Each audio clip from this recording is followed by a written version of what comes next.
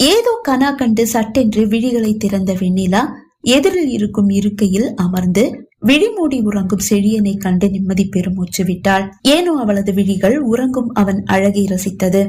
அவனை இன்னும் ஆழமாக பார்த்தது. நிம்மதியாக உறங்கும் ஒரு குழந்தையாக தான் அவன் இப்போது அவளுக்கு தோன்றினான். ஏதோ இனம் புரியாத பாசம் ஒன்று அவன் மீது எழுகிறது.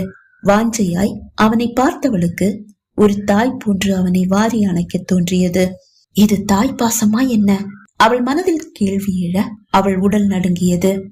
மனதில் சமாதி கட்டிய உணர்ச்சிகள் அந்த சமாதியை உடைத்தெறிந்து விட்டு வெளிப்படுகிறது. காதல், ஆம், இதன் பெயர் காதல். ஒரு முறை காதலில் தோற்றவள் மீண்டும் ஒரு காதலில் வீழ்வது தவறில்லை. ஆனால் கோடீஸ்வரன் செழியனை காதலிப்பதுதான் தவறு. அவன் எங்கே, நான் எங்கே? அவன் மீது காதல் கொள்ள தனக்கு என்ன தகுதி? மீண்டும் ஒரு ஏமாற்றத்தை